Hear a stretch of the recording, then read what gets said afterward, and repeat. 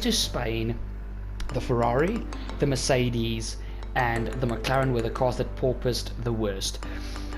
McLaren sorted theirs first, but then obviously they had the brake issue when we went to Bahrain. And Ferraris is also still pretty bad like Mercedes, but it looks a bit better than the Mercedes. So the thing for me is, slow corners, the Mercedes to me looks better because of their side pod design. That side pod design is specifically for slower speed corners. Yeah, one of the things that the Mercedes was definitely best at in Bahrain was their slow speed corners. Yes. It was the porpoising issue that really hindered them in beating to the high speed. That's why I think once that's sorted, they've got the best car. Yeah, but the thing is for me now again, where the Mercedes is stronger in the slower speed corners, the Ferrari, in the medium speed corners to me they're exactly the same because they're both still struggling with porpoising. But that heading into the third sector of Bahrain, those high speed corners, the Ferrari looked like a Sky Electric's car. The car is planted. It seems that as soon as a little bit of turning angle gets put in, it's as if the porpoising just disappears. Yeah. And I'm not saying, once again, I adore Mercedes. I'm a German car manufacturer weeb, but the Ferrari to me as an overall package at this stage, the season has not even started, it's still just past preseason testing, but at this stage the Ferrari to me looks better. And I agree. I think going into Bahrain, I think the Ferrari will have the best car if Mercedes don't sort their porpoising. Okay. If they sort it out, then I think it's Mercedes. But at the moment, I do think Ferrari have the best car. Okay, but when it comes to the drivers, first of all, I know I took a long shot putting Ferrari in P1, but the reason I did that, look, I know Hamilton is hungry as a lion that hasn't eaten in years, and I know Russell is going to be consistent, I know he's going to be good, and I know he's going to be playing a good second fiddle, he's going to be a good team player. I don't think, like you, that Leclerc and Sainz are going to have a fallout.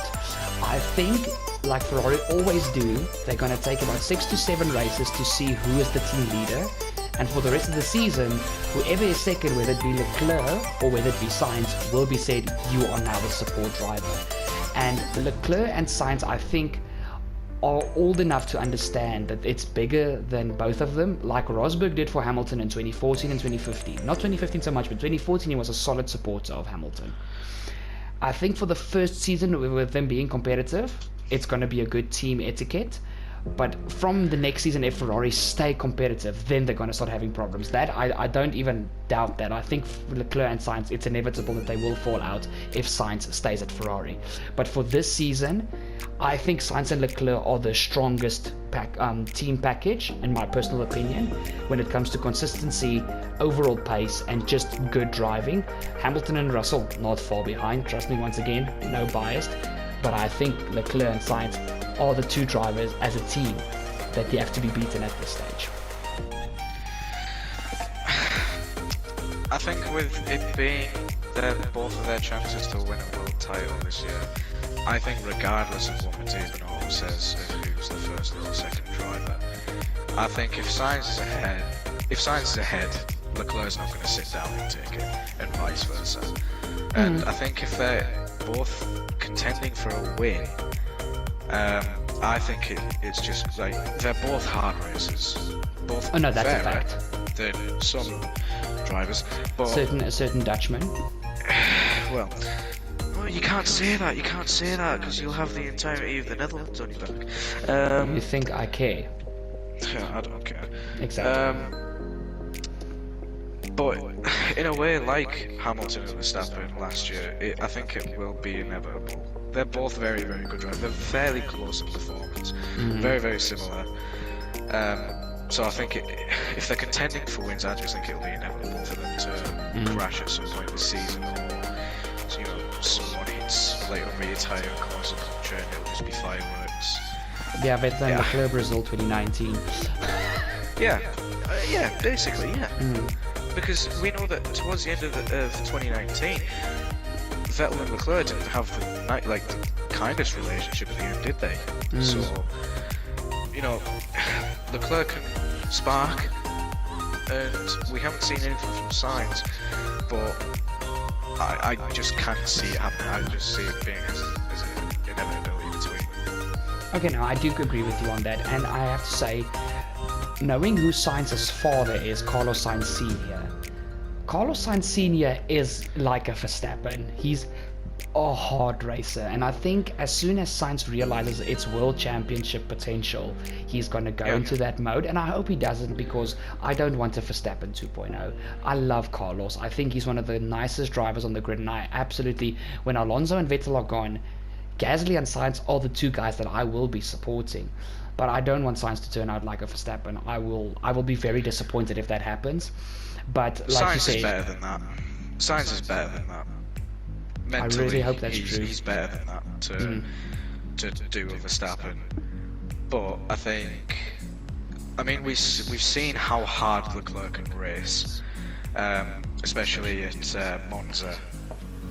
Okay, also true. We know how hard Leclerc can race, and Silverstone 2019. We know how hard he can race. That was a good race. Oh, definitely one of the best races of the season. So underrated. But yeah, if Leclerc pushes his luck, they will collide. No. I agree on that. But let's just to ease my mind, let's just hope it doesn't happen this season. For Pete's sake, please, dude. Ferrari haven't won a Constructors' Championship since 2008, and our last Drivers' Champion was in 2007. We need somebody in red back at the top, for Pete's sake. Kimi's the goat. The ice. Just how it is. Kimi's the goat. True. But okay, so we've done the Constructors. Let's head into the Drivers' Championship, and I think for 20th to 11th, I think we're going to do two at a time, just to get it going a bit quicker, Craig. So, yeah, just fly through. Okay, so who is your 20th and 19th? Guan Yu Zhou 20th, Latifi 19th. Okay, you're gonna be shocked at my 20th. I've put Lance Stroll in 20th, Guan Yu Zhou in 19th. Stroll's better than that. In my opinion, Stroll's way better than that, but yeah, I guess I can see it happening, but I think Stroll's better. I do. Look, this was to me was the hardest part to make. 20th? That's mad. Dude, I'm sorry. I just don't think the Aston is going to be a good car this year, and I don't think Stroll is going to be consistent enough to get enough points. Look, I honestly think every single driver on the grid this season is going to get a point. I don't think we're going to have a driver like the past few seasons where somebody gets 0. But I just don't think Stroll's he's gonna have enough to get out of P20. And I think Zhou, because Bottas is his teammate, he's got a very experienced teammate, because Stroll and Vettel have no relationship at all. It's just Daddy Stroll's got the money, and I see what Vettel does and I try and copy it, and it doesn't work. Valtteri has already actually made effort with Zhou. If you look at some of the preseason testing videos in the garage, he's actually helping Zhou. And I think because Zhou is going to have such a good teammate, I think Zhou is going to have a few sunshine performances. Not a lot, but I think it's going to be enough to put him ahead of Stroll. I think he'll spend the entire season just learning the car because he's a rookie. He never really impressed me all that much in Formula 2. Yes, he had his standout performances, but he didn't impress me. I thought he was decent, but he wasn't someone who I would consider a George Russell or a Charles Leclerc. No, same here. But yeah, that's just me. We're not going to fight about it in any case. So P18 and P17, I've put Albon in P18 and Latifi in P17. For me, Tsunoda, then Magnussen. Ooh, you've hit Magnussen low, my friend. For Pete's sake, you've hit Magnussen low, man. No, because I think it'll be close between him and who's in front of him. The next few in front of him. Okay. I don't think it'll be bad, but I think it'll be very close between him and the next few in front of him. So. Okay.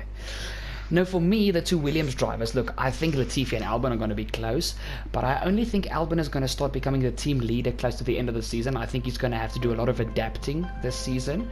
Yeah. So I think Latifi is just going to edge him out on points, but I think going into 2023, he will be the team leader.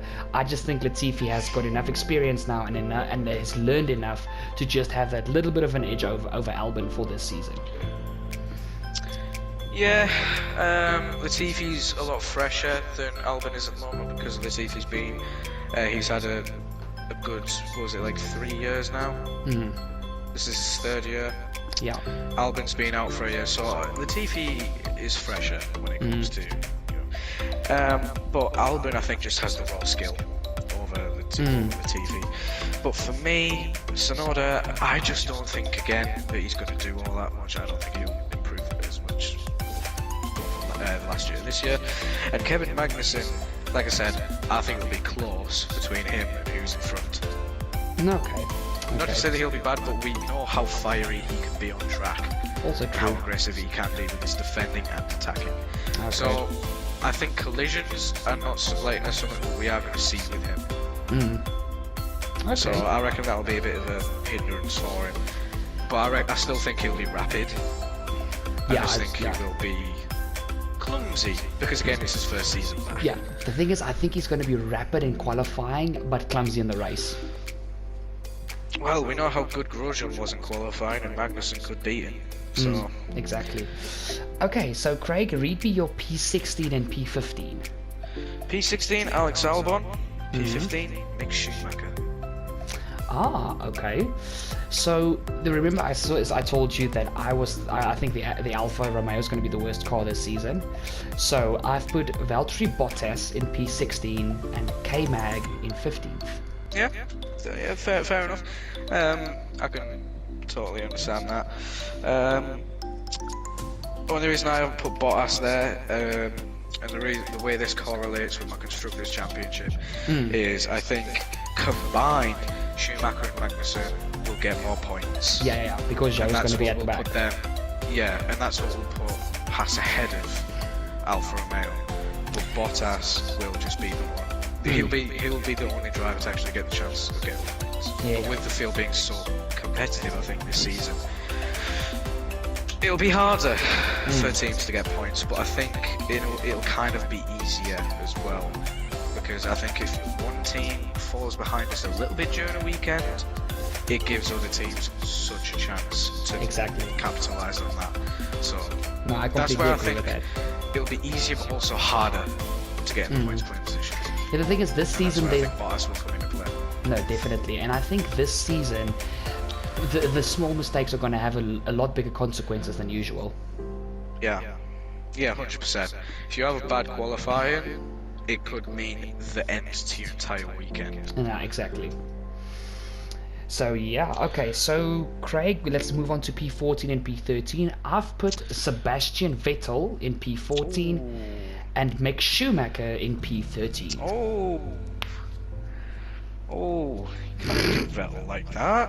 Alright, I assume you've put Vettel only there because of how bad you reckon the car's going to be. Yes. Yeah. And Mick Schumacher where he is because you think he'll do better, like he'll just develop. Yes, and the thing is, we just said that we think Magnussen is going to be clumsy in the races. So I think Magnussen is going to kill Schumi on the quali performances.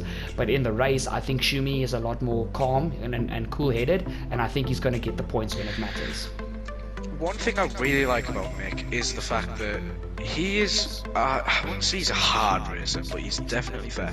If you look at when he fought Max Verstappen at Hungary, he never once tried to push Verstappen off the track. Yes. From what I was seeing, he's a very fair driver, and that is what I like. Yeah, definitely. And he will make his moves clean and effective. Okay, so who's your P14 and P13? So my P14, Bottas, as I said, he'll be the only one getting the points. But P13, I put Stroll. Okay, so there's a 7-position difference between our two Strolls.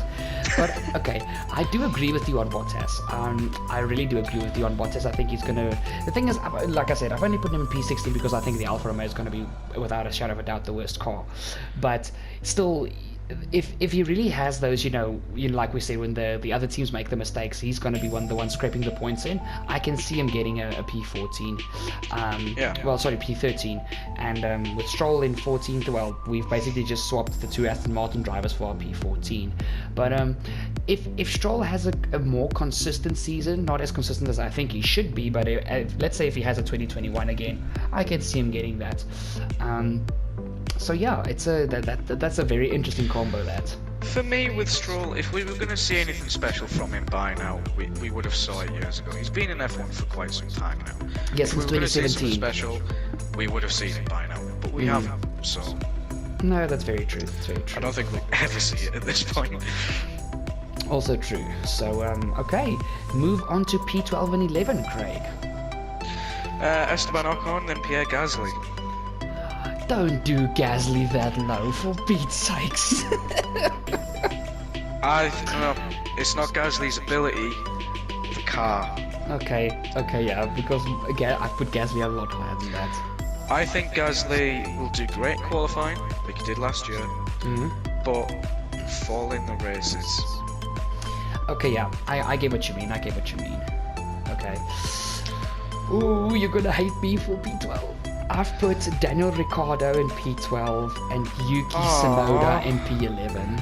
How are you putting Ricciardo below Tsunoda? Nah, I'm not having this, I'm fuming. Just hear me out. Just hear me out. How can you do that to my boy?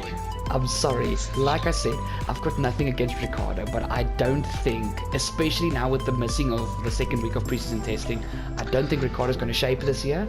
And I think if Tsunoda has that surprise that a lot of people are hoping for, but not a lot of people are expecting, he can have a solid season. Ricky Bobby's better than that. That's all I'm going to say. Okay. Ricky Bobby's better than that. Okay, although, to be fair, I haven't put Ricciardo that much higher up, but I don't think he's worse than Tsunoda.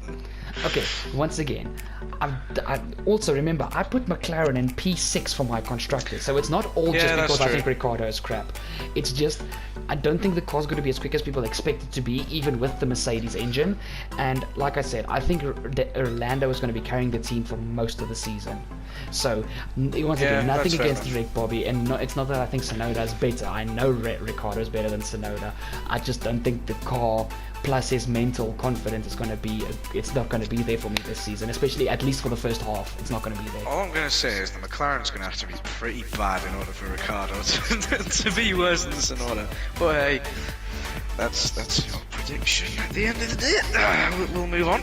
Okay, once again, I apologize for that, but the thing is, I tried to link this with my Constructors as close as possible. No, that's fair. That's fair. Okay, so now let's go one by one. Who have you put in 10th? Vettel. I've put Ocon.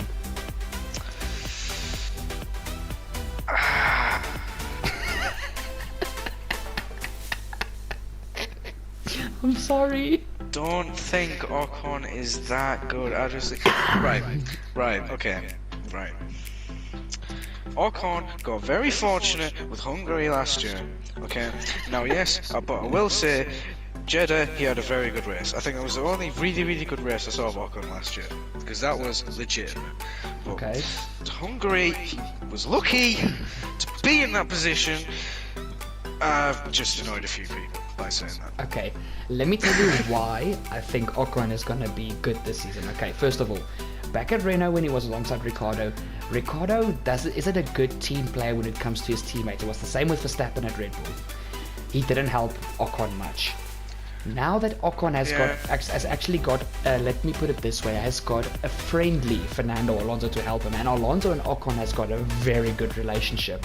Ocon is learning. them two. Ocon especially is with the win and the what could have been a podium for Ocon in Jeddah and the podium for Alonso. The entire team, including the drivers, gone like a house on fire. So them two definitely do have a good relationship. And yes. There is potential for Ocon to definitely improve under Alonso's wing, essentially. Yes, and the thing is, for me, we saw how good Ocon was in 2017 and 2018 alongside Perez. He was constantly with Perez and most of the time beating him. I forget that he's been in F1 that long. For me, Ocon has these little spurts of potential that I saw in him back in 2017 and 2018. And the thing is, if he can latch onto that, and with the help of Alonso, Ocon can be a serious driver. Because remember how hyped he was when he came from F2 and when he was at Force India. Remember how hyped everybody was, like, Ocon, this is the next big thing. And then Russell and Leclerc came along. Ocon can still be that, and that's why I've put him in P10, because also remember, I put Alpine 4th in the Constructors. To be fair, if he does surprise me, I'm not going to be mad. Not at all.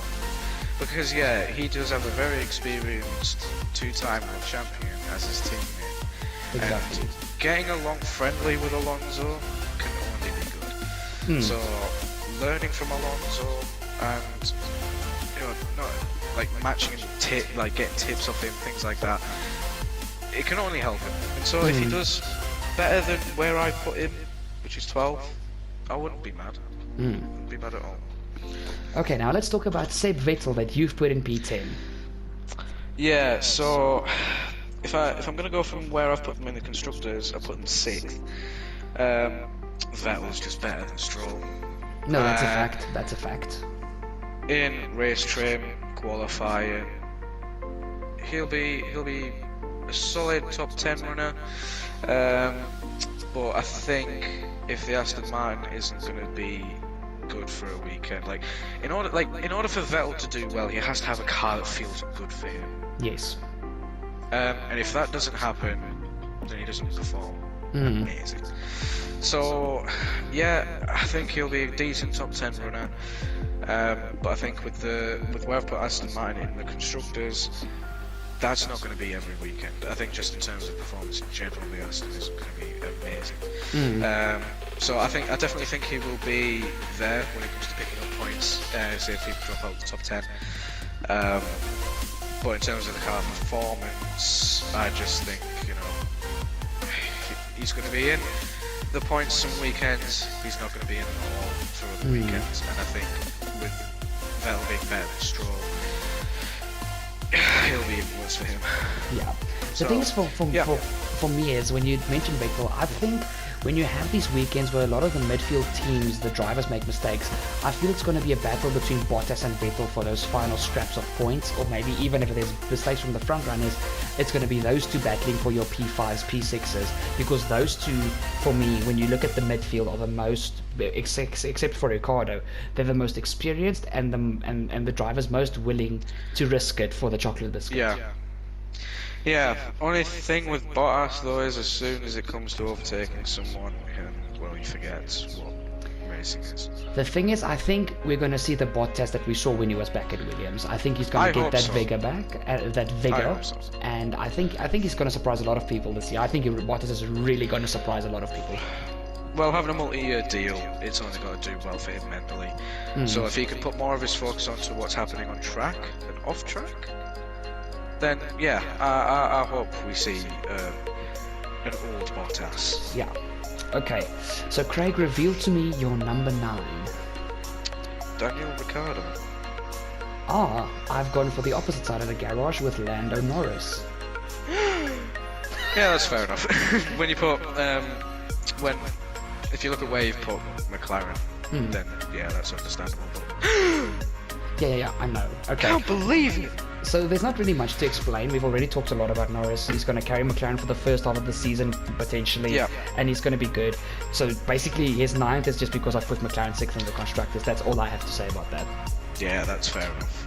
That's fair enough. Yeah, and you've now gone with Ricciardo, so Norris is very high on your list, so... Okay. Number 8 is El Plan. Ooh, so you've got Alonso. P8, yep. You're gonna hate me for this. I've put Sergio Perez in P8. Why am I gonna hate you for it? Because as long as a Red Bull is down low, I don't care. No. I don't like Verstappen, and yes, I don't like Red Bull, but Perez is still a great driver. But the thing is, I don't think the Red Bull is gonna be as good as everybody is hyping up the Red Bull to be. I will not forgive Perez for what he did in Abu Dhabi. But no, don't get me wrong, I don't mind Perez, he's a nice guy. Very committed for the team that he drives for. But as long as, we don't see a Red Bull win, then I'll be happy. Okay, so, true that. Okay, but if I want to look at this realistically, I have to put Perez higher. Yeah.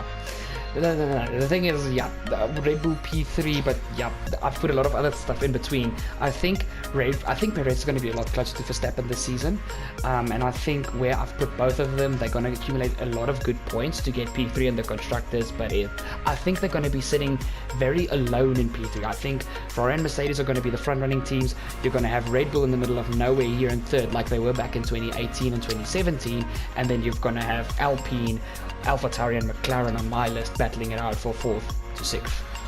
I think McLaren will be close to Red Bull. Well, you hope so. I don't think it'll be lonely. Well, I hope Red Bull is shit, but I hope McLaren are good. So yeah, well, let's go on to our plan. So you've put Alonso in P8. Holy crap. yeah, so again, I think they'll have a very solid car this season. I just think they'll be plagued by reliability. Alonso's racecraft and experience, he's been in the top 10 many times. He's fought for world championships, for Christ's sake. He's won 2 world championships. So he knows what he has to do. He knows, essentially what he has to do, the overtakes he has to make. He's a fighter on track. So he will definitely be the one picking up the most points if someone falls back. But if they're plagued by reliability, then he is going to lose a decent amount of points throughout the whole of the season. But I do reckon Alpine will have a decent car, so I just think reliability just won't be on their side. So yeah, Alonso, El Plan, number 8 for me. Okay, so let's head into P7. So I think you'll go first because you're going to be shocked at my P7. Well, I've gone for Lando Norris. Pretty self-explanatory. Okay. Red Bull will just have the measure over McLaren. I think Perez will do enough to hold back Norris. I think Norris will get a podium or 2 this year, although I do think it's going to be harder to get podiums because of how much more competitive I think it's going to be to get on the podium, because Ferrari are now back in the mix. Yeah. But again, Norris, I think, will just carry the team for the first few races. Ricciardo's going to have to play catch-up. But I think Norris will be consistently in the points almost every weekend, unless there's a problem. Okay, so... And if the brakes don't, commit Sudoku. Okay, yeah, that's also true. Now, the driver I've picked, I think, is going to have his worst season before he joined Red Bull when he was back at Toro Rosso, because I've put Max Verstappen in P7. Oh, you think Perez... Oh, no, wait. No, Perez is P8. Perez is P8. Really? Remember I said, I think Pierre Gasly is going to beat both Verstappen and Perez in the drivers. That is true. That is why I've put Verstappen in 7th. Look, once again, even with all the crap that Verstappen did last season, nobody can deny he's a bloody fast driver and he's bloody good. But I think bloody fast, but he has to bloody contain it a bit. Yes, but the thing is, I think first of all, I think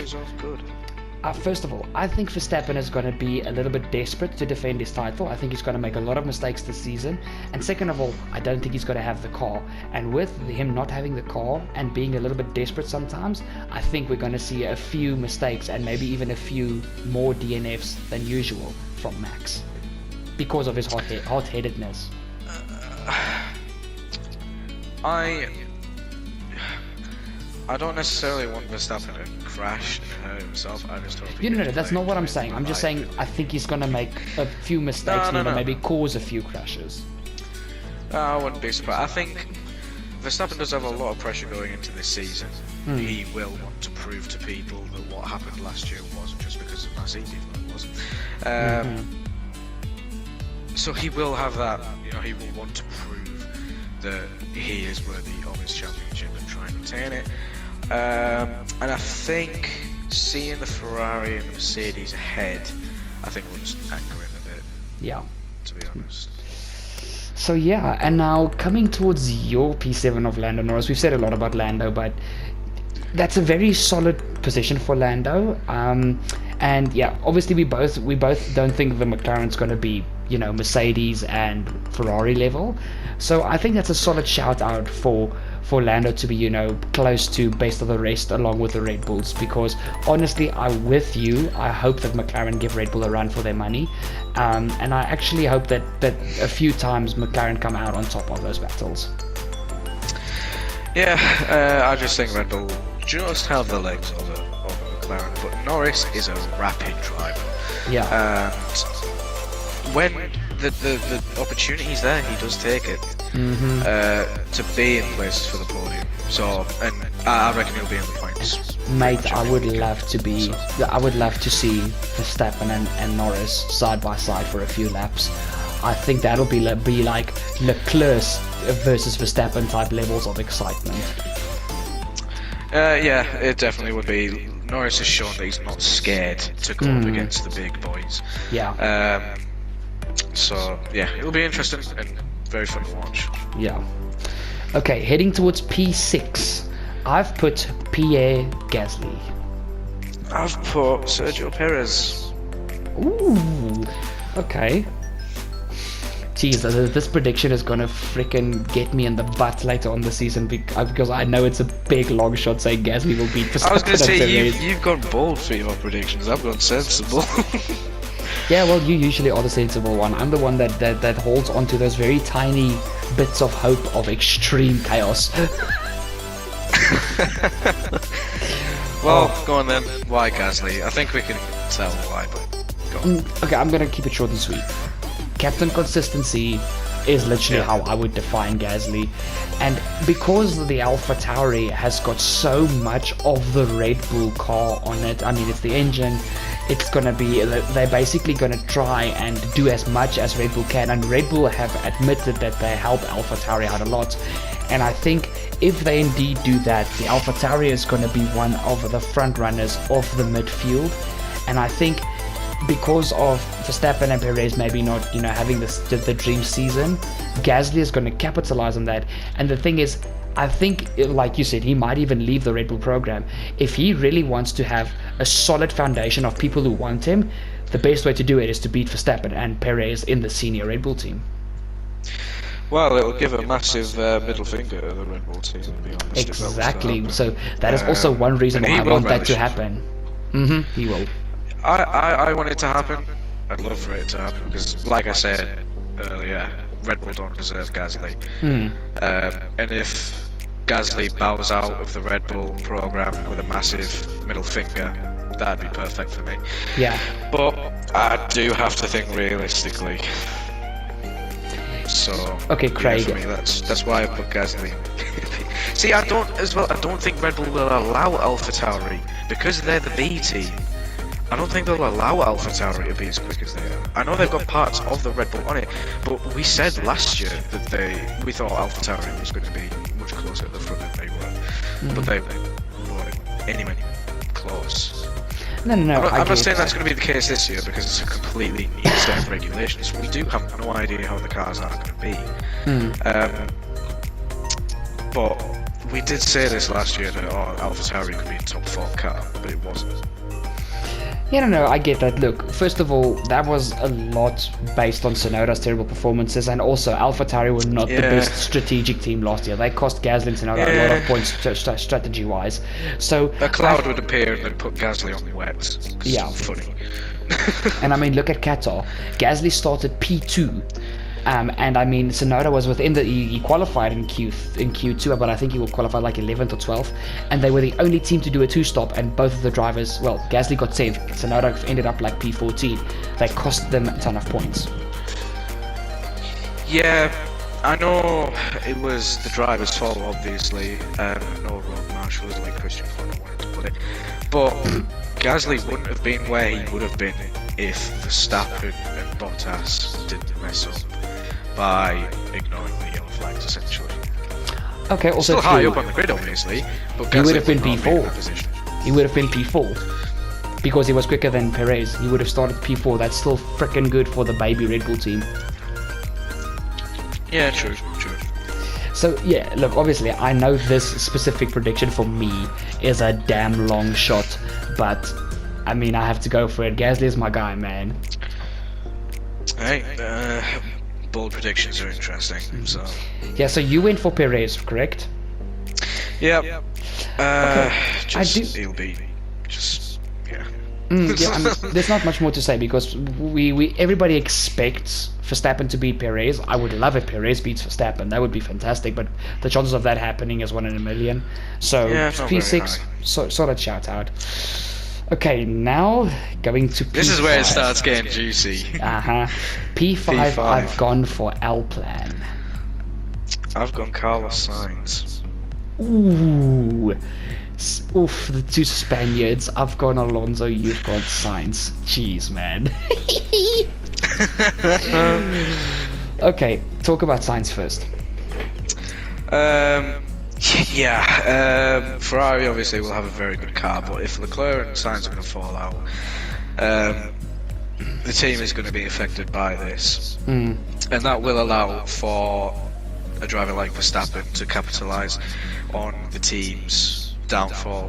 Not to say that Sainz will perform badly this season, it's just if Leclerc and Sainz are going to clash at some point, you know, it will affect the overall standing for him. Okay, I do agree with that. I still think, I don't think it's going to happen this season, and even if it does, I think Sainz is a bit stronger than that mentally. But it's still, P5 is not bad. I do agree. But the thing is, the reason I've put Alonso, and remember, I've put Alpine and P4 in the Constructors ahead of AlphaTauri and McLaren. So your L-Plan bias, come on, let's hear it. No, I'm Alonso biased, that I'll be honest with. The thing is, the thing that obviously Alonso took about 4 or 5 races last season to get into the groove, but literally after Portugal he was on it like a car bonnet. And looking at some of his performances last year, I mean, the race against Russell for the points at Austria, defending from Hamilton in Hungary, the podium in Qatar, he was literally untouchable that whole race. As soon as he made the move on Gasly into T4, he was gone. He was literally sitting by himself in P3. Alonso is just, I think if the car does not have reliability issues, he's gonna be the midfield guy to beat. Yeah, for me, I reckon it's going to be between Alonso and Norris for the midfield top runners. Yes, definitely. For absolute sure. Like I say, I think Alpine will have a decent car, but plagued by reliability. You hope that that's not the case. I pray that's not the case. I think. Well, I mean, P5. Yeah, I suppose that's a decent shout. I can't believe I put Alonso ahead of Red Bull, but the thing is, now remember, I put Red Bull P3 in the Constructors, so that is why I've put Verstappen and Perez 7th and 8th with close points, and the only people above them are Gasly and Alonso, which are the 2 Constructors behind them, because we both think Tsunoda's not going to do as well, and Ocon's not going to do as well, so you know, it's I tried to balance this, but I didn't do it completely 100% accurately, but I'm trying. Okay, so this is where it starts getting spicy. P4, I've gone for George Russell. Verstappen. Ooh. Okay, so obviously we've already talked about Max. Do you want to add anything about Verstappen? Yeah, I just don't think Red Bull will have the car to compete this year. I still think he'll put in very, very solid performances, get on the podium fairly regularly. But if Hamilton is as cutthroat as he says he's going to be this year, that's a different animal. Yeah, that's like Schumacher type of dominance. The best way I can put this, and very nice quote from Aidan Millward, don't know if you've watched him on YouTube, but he's a class YouTuber. A pissed off Hamilton is the best Hamilton. Like it's you know, it's unbeatable. And I think after what happened last year, we are going to see the best Hamilton we've ever seen. Yes. So we have, you know, Hamilton ahead of Verstappen. Obviously, I've put Mercedes top constructor, so you know it's not news that I'm going to put him ahead of Verstappen.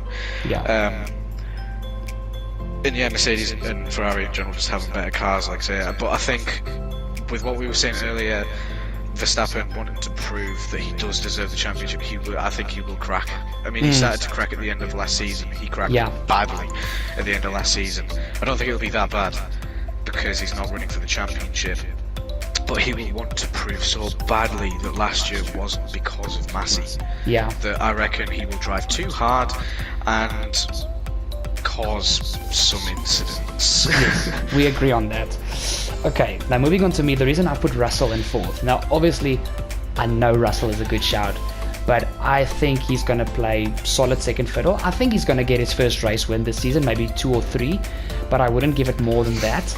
I think he's going to be a consistent podium sitter, but I don't think he's going to be able to just help Hamilton with the Ferraris as much. He's going to be there, but I think most of the time Sainz and Leclerc are just going to have that little bit of an edge on Russell if the Ferrari is indeed as good as I hope it's going to be, but it's still going to be very close.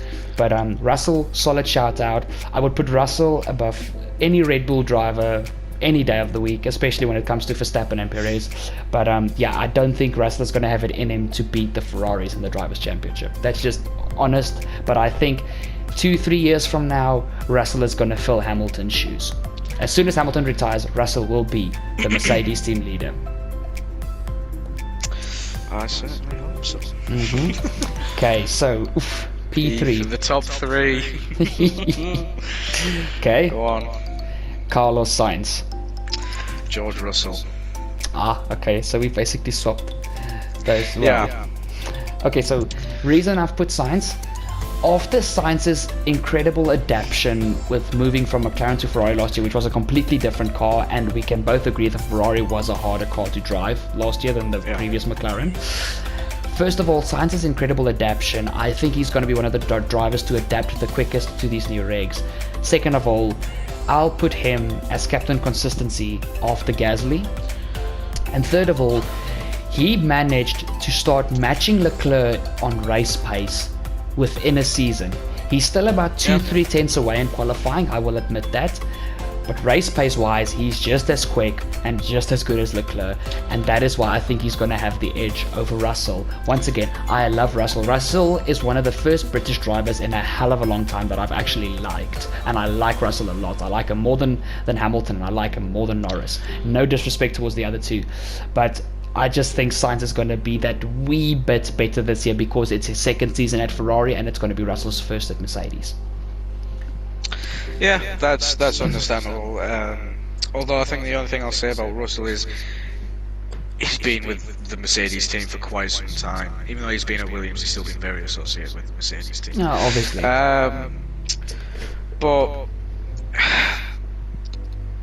I don't think anyone expected Carlos Sainz to be as good as he was last year. Yep. Especially being able to take it to Leclerc, beat Leclerc on quite a few occasions. No one expected it, and I was very surprised at how quick out of the drivers changing teams to adapt to the cars. So yeah, I wouldn't be surprised if Sainz is that high up, but I just think if they're going to clash, Sainz will be the one coming off the other end. Yeah, that I agree with. Which is why I put Sainz a bit further lower. Yeah, you've got Sainz P5, right? Yes, P5. Okay, yeah. Sorry, just double checking because I quickly had a little bit of a blonde moment there. But yeah, look, you putting Russell in P3, I do see Russell doing that. I think if, just say for some other reason Hamilton has a terrible start to the season, there's reliability issues with his car, or he's just involved in unfortunate incidents or something, I think Russell will be able to carry that team, and I think Russell can be a championship contender.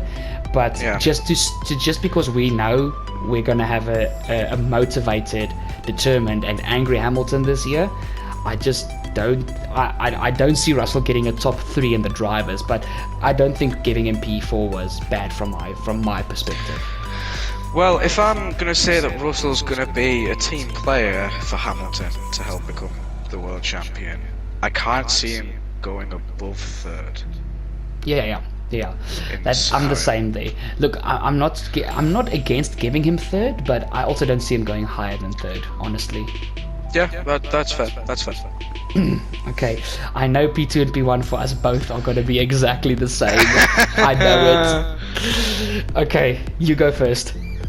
Well, P2, I've gone Charles Leclerc.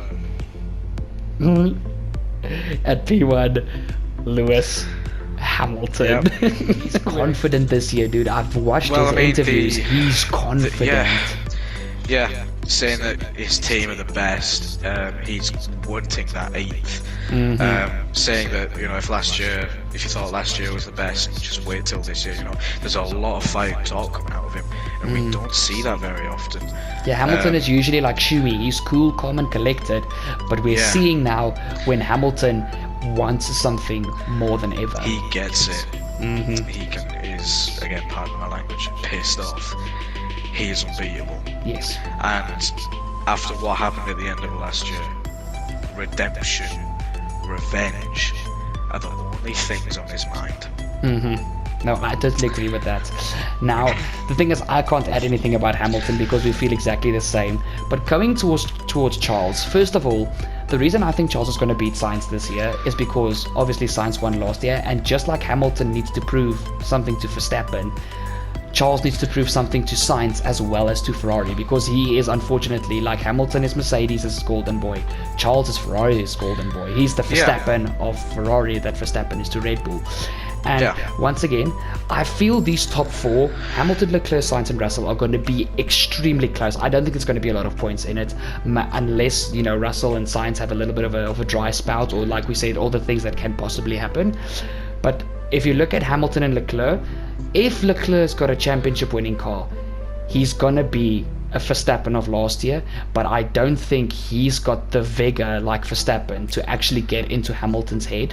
I think Charles is too good of a person for that. Charles is too nice of a guy to say the things that Verstappen says and do the things that Verstappen does. So I think, to be honest with you, I don't think Verstappen even got in Hamilton's head last year. I just think it was a case of, I wouldn't exactly say getting into his head, but if you're going to want to finish a race, you're going to have to avoid a collision. Yeah. So I wouldn't say it's getting into someone's head. I think it was just common sense from Hamilton to avoid collisions. I wouldn't say it was getting into his head. It's just common sense. Why would you crash when you've got a championship to fight for? Exactly. So, now, Leclerc, he doesn't have that malicious intent like Verstappen does. Yeah. He wants to win cleanly. Yeah, and Leclerc's rapid. On his day, Leclerc's rapid. I mean, in 2020, he did things with that Ferrari that Ferrari should not have been able to do. Yeah. Like the Ski Grand Prix, the outer loop. Yeah. Putting what did he qualify? P4 for that. Yeah. That Ferrari was crap. It was a tractor. So Leclerc to do that on a track with that was pretty much just straights, and that engine had like 2 horsepower. He did wonders with it that year. So when Leclerc wants to, he can be absolutely rapid. I think he will definitely be a championship contender this year. And the reason why I put Russell in third instead of say maybe second is because Russell, I think, will sacrifice, obviously later on in the season when it's coming down to crunch time, Russell will sacrifice his race to help Hamilton. Yeah. And that's why I put Russell behind Leclerc. Yeah. But I think Leclerc will be the main championship contender to Hamilton this year. But we all know in the second half of the season, Hamilton just finds that other gear. Yeah, he finds the 9th gear. Which I think he took a bit too long finding last year. But he got there in the end. Yeah, he got there in the end. But okay, so the thing is, we both agree that Leclerc on his day is rapid. I think Leclerc is one of the very few drivers that can match Hamilton in qualifying day. And I just think race pace wise, obviously Lewis's experience is going to speak volumes. And I think that's where Lewis is going to have the edge with experience. Because we've seen in the past few years, experience is key. And unfortunately, Charles has only been in the sport since 2018. It's his fifth year, 18, 19, 20, 21, 22. It's his 5th year, sorry, it's his 5th season. Leclerc is still very young. I think there is a guaranteed world championship somewhere for Leclerc. He's going to have at least one, if not multiple. But for this season, knowing Hamilton's mindset and knowing Mercedes are going to throw the absolute kitchen sink at that car to make sure Hamilton wins the title, I don't think Leclerc and Ferrari are going to have it in them. I hope they do, because obviously I'm a Tifosi fan, but that is why I put Ferrari there for the Constructors. I think they're going to dethrone Mercedes for the Constructors, but when it comes to the Drivers' Championship, I think Mercedes are going to go into the season with the mindset that Red Bull did last season. The drivers were more important to them than the Constructors, and I think Ferrari will dethrone Mercedes for the Constructors, but not the drivers. Mercedes are going to, even though I want it to be Leclerc Sainz, I just don't think anybody is going to be able to beat Lewis Hamilton this year for that 8th world title. I'm sorry. I'm in complete agreement, but as we were saying earlier, but for the constructors, that's why I've got Mercedes on top, because I think the dynamic between with Ferrari will diminish when, you know, this isn't if them two come, like Leclerc and Sainz come together and, you know, fall out in some way. Yeah.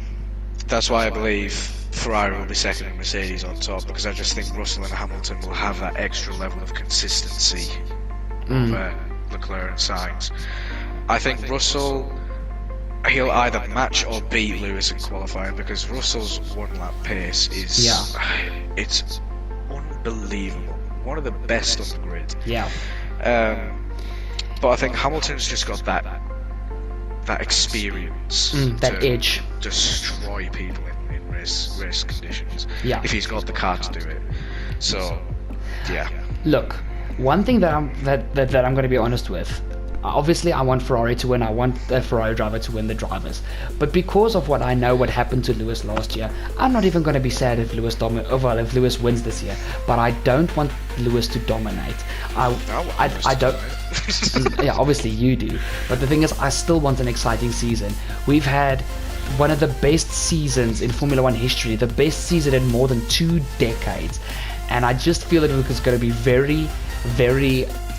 And it's just not going to be fair towards F1 as a sport to just have Hamilton walk away with this championship like Vettel did back in 2011, 2012, freaking 4 races into the season.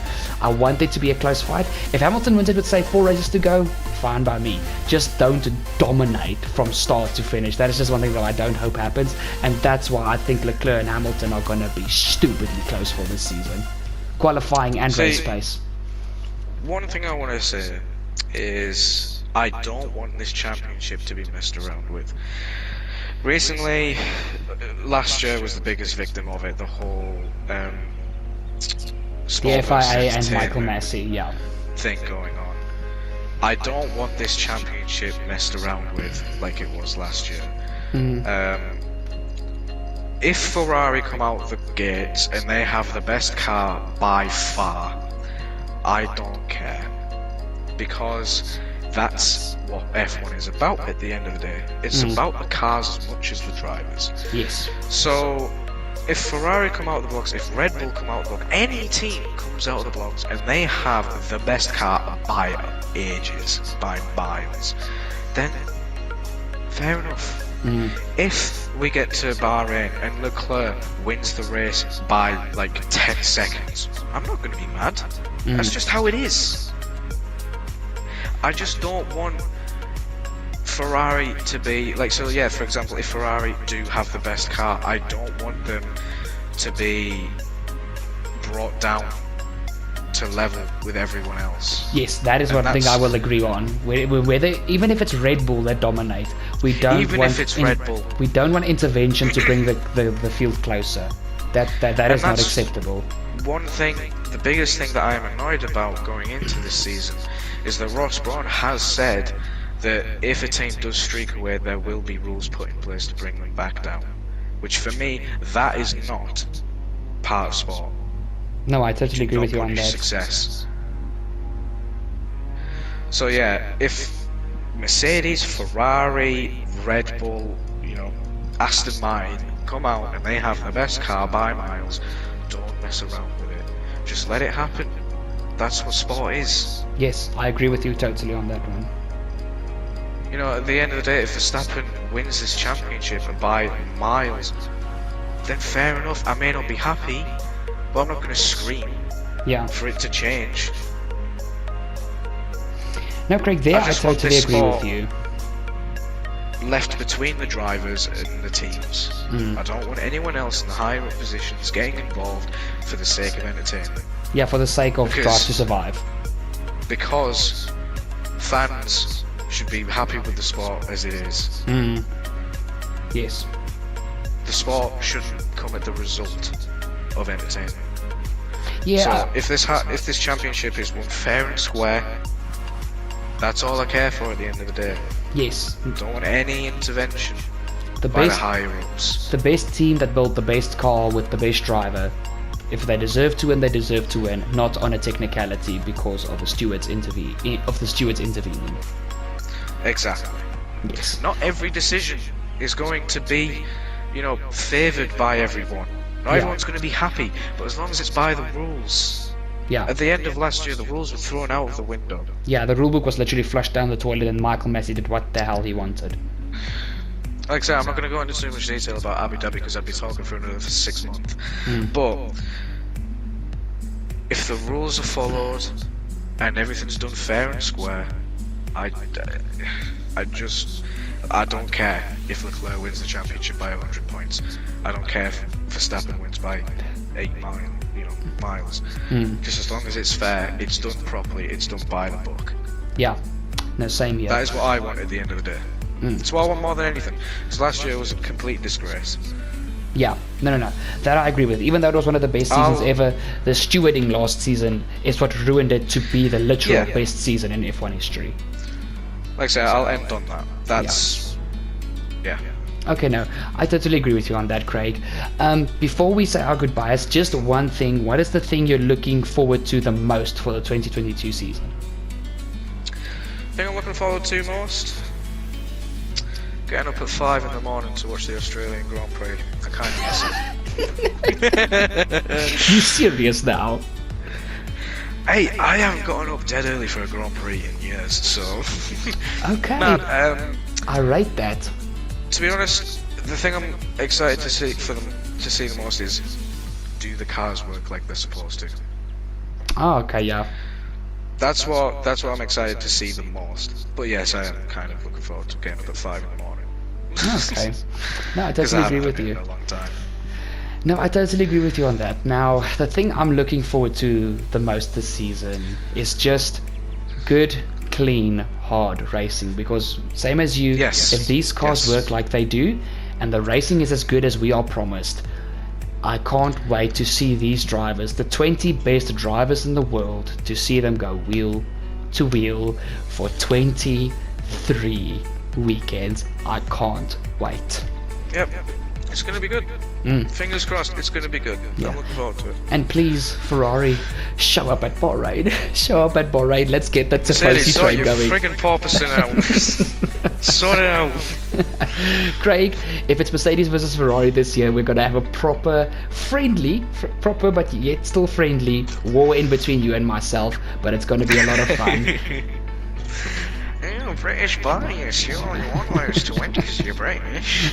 No. Sort of. No. That's not how it works. If anybody puts that in the comments, I will delete that comment because I am the channel owner, not the point. Craig, thank you so much for joining me so late in the evening to do a freaking podcast that I planned on number 99, but I do appreciate it. Pleasure. It was a lot of fun, and I now at least nobody can bite my head off in the comments and say that you didn't do another podcast with me. But you've been amazing, Craig. Thank you so much for joining me, and hopefully to a few more come this season. No worries. Thank you very much. Big pleasure. Guys, before we go, make sure to drop a like down below on the podcast. It's only going to take you a nifty 2 seconds. While you're down there, check out the links in the description down below. Like I told you guys in previous videos, I'm no longer part of Falcon Gaming, so don't worry about that too much. Check me out on social media. If you enjoyed me and Craig talking your ears off for probably 2 hours, make sure to share this podcast with your friends. Tag me in the post of the story and I will give you a shout out in a future video, as well as on my social media. And finally, check out my second channel, iiTzAssassins Gaming, which the links are also to in the description down below. And yes, if you're not yet subscribed, what the hell are you doing? Hit that red button, ding the bell, and welcome to the family, you Turbonatic. You guys have been amazing. I love you guys, and I'll see you guys next video. Craig, say your goodbyes. Ciao. Thanks for joining me again. One. Yes, definitely. Guys, I love you guys, and I'll see you guys next time. Cheers!